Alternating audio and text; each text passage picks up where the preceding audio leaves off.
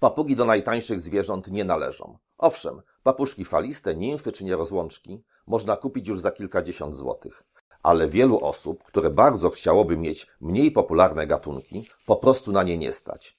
Ceny amazonek, ar, żako, kakadu to już tysiące złotych, a koszt zakupu np. ary hiacyntowej czy kakadu palmowego może sięgać wartości nowego, średniej klasy samochodu. Wczoraj na przykład zadzwoniła do mnie osoba z zapytaniem o cenę ary hiacyntowej i odniosłem wrażenie, że to mnie uznała za oszusta, kiedy taką cenę usłyszała, bo zdradziła mi, że ma możliwość kupna takiej ary już za 3000 złotych. I obawiam się, że nie uwierzyła, kiedy próbowałem ją przekonać, że straci pieniądze. Myślę, że wielu z Państwa już słyszało o tak zwanym oszustwie nigeryjskim, zwanym też przekrętem 419, od numeru artykułu w kodeksie karnym Nigerii. A dlaczego najwięcej tych oszustw odnotowuje się w Nigerii? Otóż Nigeria jest w tej chwili globalną stolicą ubóstwa. Większość z ponad 200-milionowej populacji Nigeryjczyków żyje poniżej granicy nędzy. Nic więc dziwnego, że osoby, które zaangażują się w ten narodowy przemysł, są traktowane w swoich wioskach jak prawdziwe gwiazdy rocka. W pierwotnej wersji, zwłaszcza w latach 70. XX wieku, oszustwo to polegało na wyłudzaniu pieniędzy przez afrykańskich oszustów od obywateli bogatych państw Stanów Zjednoczonych i Europy w zamian za obietnicę przelewu na ich konto niewyobrażalnej sumy. Oszuści proponowali ofierze podział pieniędzy ze źródła o wątpliwej legalności, podając się najczęściej za dziedzica fortuny utraconej w wyniku przewrotu politycznego czy za syna obalonego przywódcy jednego z państw afrykańskich. Za pomoc w odzyskaniu fortuny ofiara mogła otrzymać nawet $20 milionów, a pomoc ta miała polegać na przelaniu oszustowi kilkuset dolarów na łapówki dla urzędników.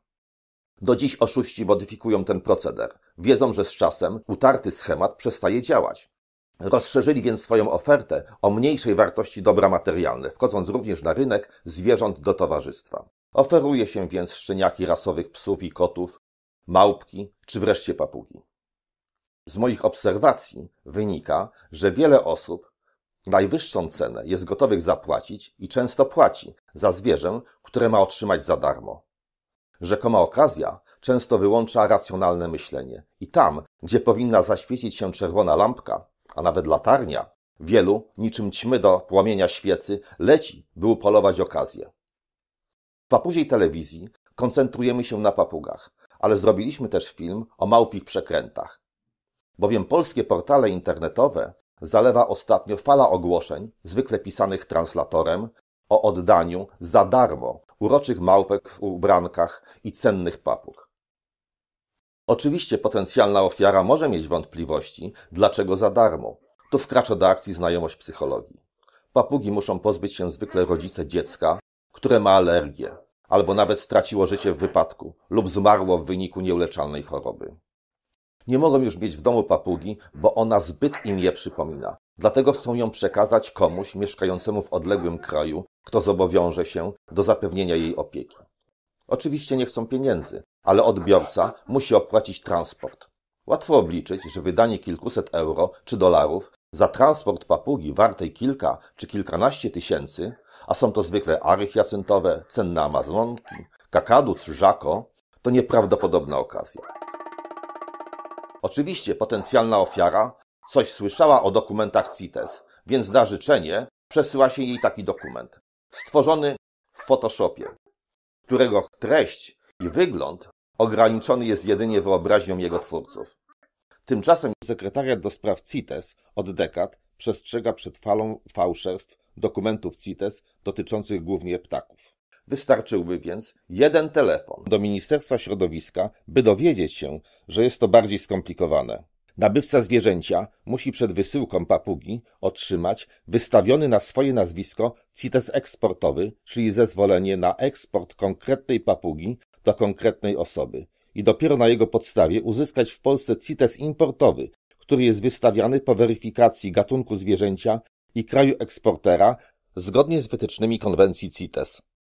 Ale kto by tam zawracał sobie głowę głupstwami? CITES jest, na ptaka jest wielu chętnych, a taka okazja może się już nie powtórzyć. Marzący o papudze wysyła więc szybko pieniądze, zwykle poprzez Western Union lub podobną instytucję finansową, bo darczyńca nie chce podawać numeru swojego konta bankowego. I czeka. Niektórym kontakt się urywa. Ślą maile, nie otrzymują odpowiedzi i zdają sobie w końcu sprawę, że padli ofiarą oszusta i stracili pieniądze. Mieli szczęście, gdyż ci, którzy go mieli mniej, otrzymują wiadomość, na przykład z urzędu celnego jakiegoś dużego portu lotniczego, że dotarła do nich papuga, która musi odbyć kwarantannę. Oczywiście na koszt odbiorcy. Zdarza się, że podczas tej kwarantanny ptak zachoruje i odbiorca musi ponieść koszty jego leczenia.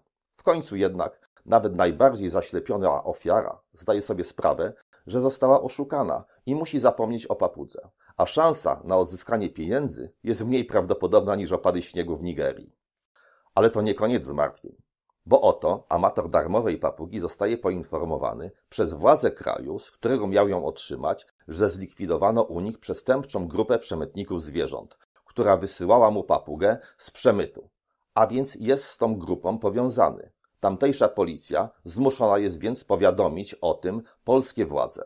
Można temu zapobiec, poddając się dobrowolnie karze. Nie jest ona zbyt dotkliwa, wystarczy zapłacić grzywnę. Jakby tego było mało, nasza ofiara po pewnym czasie otrzymuje wiadomość z zagranicznej kancelarii prawnej, że toczy się właśnie proces przeciwko przestępcom, którzy ją oszukali.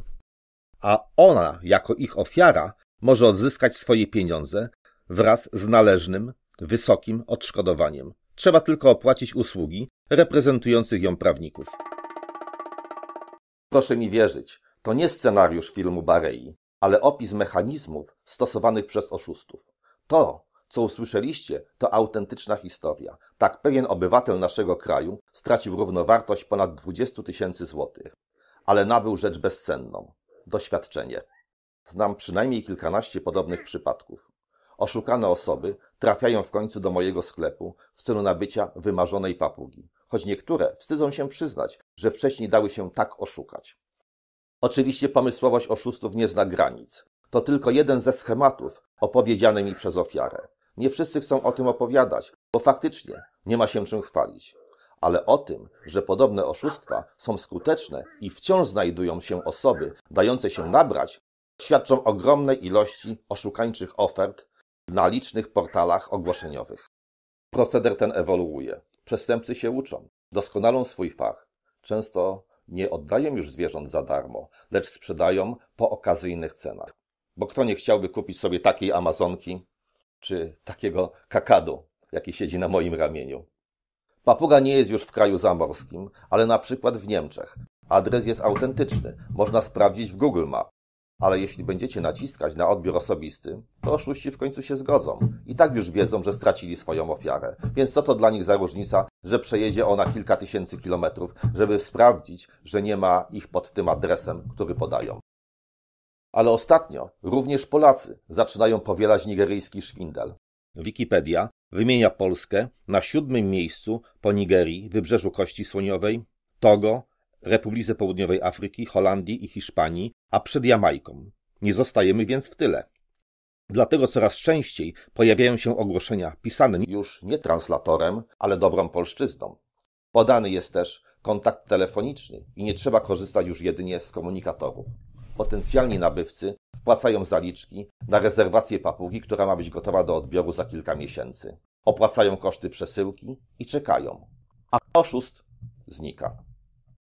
Apeluję więc, nie dajcie się oszukać. Niech wspaniałe okazje zakupu nie przesłaniają zdrowego rozsądku. Nigdy, przenigdy nie kupujcie zwierzęcia na odległość i udostępniajcie nasz film jak największej liczbie znajomych, aby świadomość tego typu oszustw stała się jak najbardziej powszechna.